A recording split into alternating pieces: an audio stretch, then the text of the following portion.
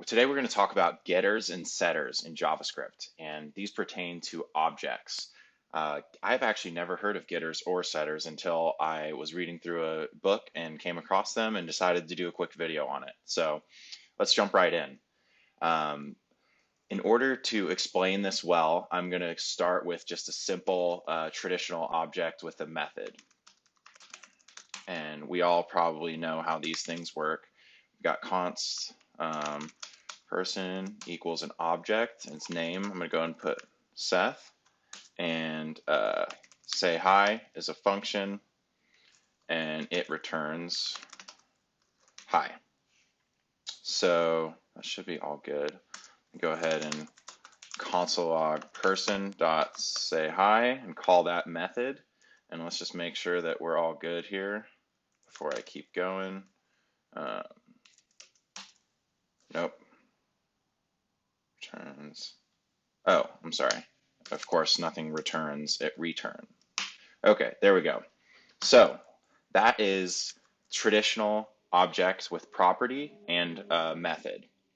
But getters and setters is pretty cool because what getters and setters allows you to do is add validation to changing object props.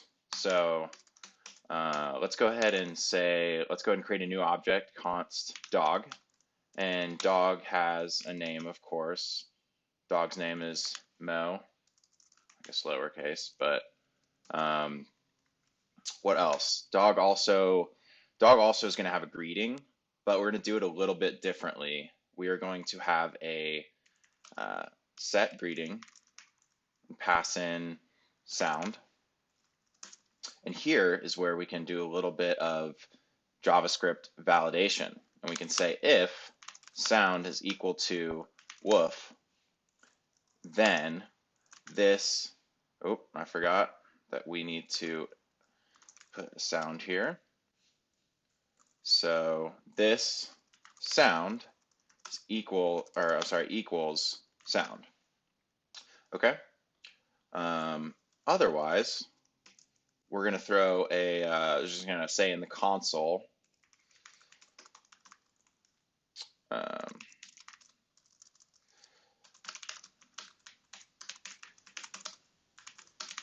that is not an acceptable dog sound.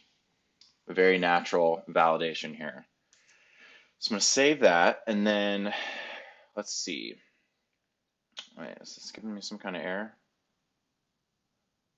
Okay, I think we're good. So I'm going to come down here and I'm going to say, what about get greeting? And this is where we're just going to return a simple function, this dot sound. Okay, and I should probably have return on there. So let's see. I think I set this up correctly, but let's test it here real quick. So let's go ahead and say dog greeting. And this is another feature of get and set, is it allows you to kind of treat this function as if it's simply a property. We don't have to have the trailing parentheses. So dog greeting equals woof with one extra O there. So now what happens if we console log dog greeting? And we remember we don't need the trailing parentheses here. So if I run this, what we get here is that is not an acceptable dog sound, because what happened is, and we also see that we're returned an empty string here.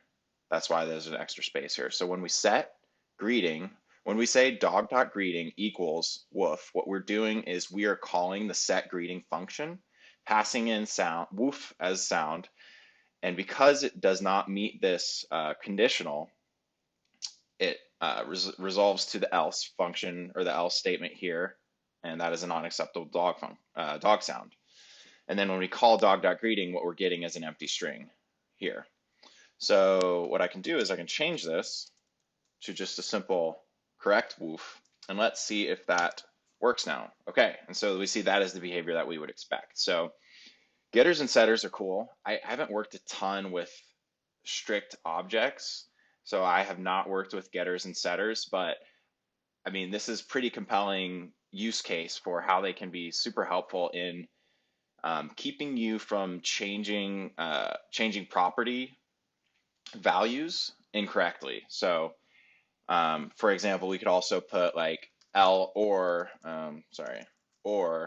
sound equal to bark. And so now we come in here and we say bark, this should be okay too. And it is. So the if statements can get pretty complex. And obviously we could do the same thing with age. So say, like dog had to be a certain age. And actually, I'm pretty sure I have to initialize something here, right? Like I said, I haven't worked with objects near enough. But let's say dog.age equals, oh, you know what? I need to have a setter and a getter. I'm not going to do that because I don't want this video to be too long. But again, if we had age, we'd do the similar thing where age had to be greater than a certain amount or something like that.